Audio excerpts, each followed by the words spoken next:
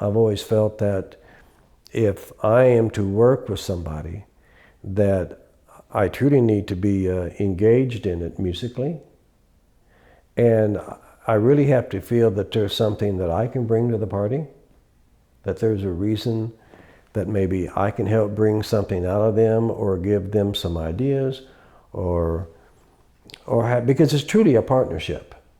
Like the relationship, I always look at it between a producer and an artist, it's a real partnership in how this piece of music is being brought together, you know.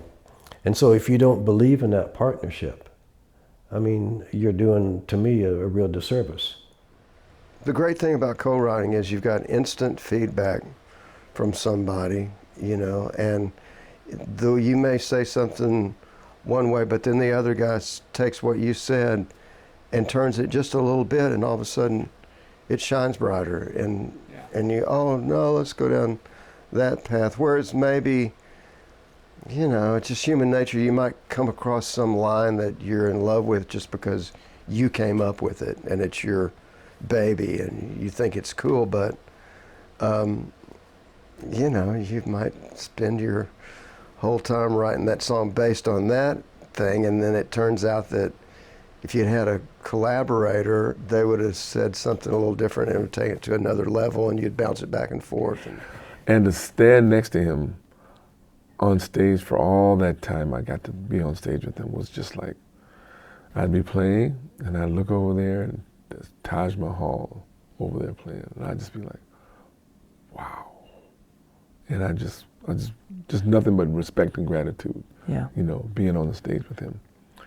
And we got along well. We became even better friends. You know what I mean?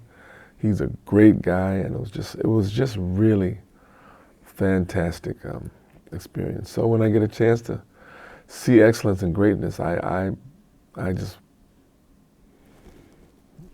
hold it high. You know. Yeah. I try to play exactly what's needed and no more. You know, it's easy to play too much.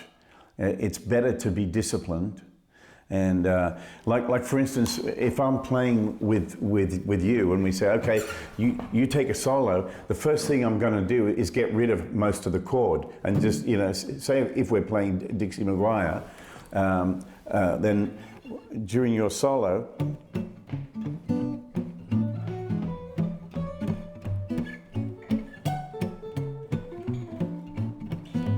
See that? Yeah. I'm not playing a lot. You don't need me going. You know what I mean? I went on to work with Tracy Ullman, with him, with Matt Bianco, with Gary Moore. He did some tracks producing Gary Moore, and I became his go-to guy. And Elton heard me on the Nick Kershaw stuff and was actually doing a track with Nick guesting and said, hey, who's your drummer? And Nick said, oh, it's this guy called Charlie Morgan. And basically Elton got his production company to phone me and book me on some sessions, and the rest is history. So I spent the next 13 years with Elton. And did you learn a lot working with him? Yeah, a massive amount, yes. I mean, because up until then, I was probably one of the top session players. I'd become one of the top session players in England. And I was 90% of the time doing recording sessions. And when I started working with Elton, I was doing the sessions, but I was also, he took us out on the road. You know, the first thing I did with him, the first live show I did with him was actually Live Aid. Wow. I've never had as liberating a musical experience as playing with people that were focused on me, because then I could focus on them. I mean, it was, I think part of it is confidence. Having done it a lot, having played a lot, and realized that you can, yeah, you can hit some wrong notes, but that's okay. Mm-hmm. Well, you don't, but I sometimes. We all do sometimes. Yeah, and you know, realizing that, you know, if I hit a wrong note, I'm only one fret away from the right one, usually. Right. It's partly that, but it's also an attitude. It's that I'm part of a team here, and it's not just about me. I was at Gold Star Studios with Arthur Wright, the Let's Get It On guy who we played together. And he was in the hallway, and in those days they had a phone on the wall. And he's talking on the phone, and I walked by, and he said, hey, Don, come here. He said, take this call.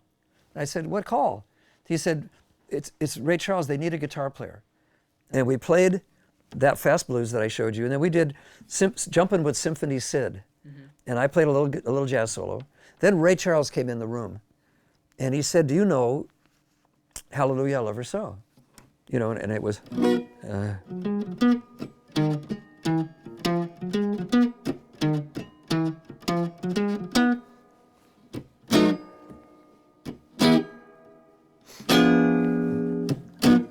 yeah, and then, you know. So I played that, and then Ray started playing What I Say. And I did not start. And he went, you know, I go,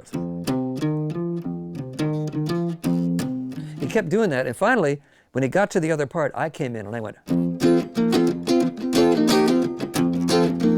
and no other guitar player had ever done that. Ray started laughing. Did he? Yeah, because the other guitar players would just go,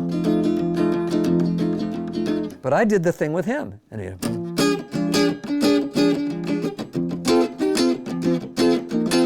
so he said, hire him.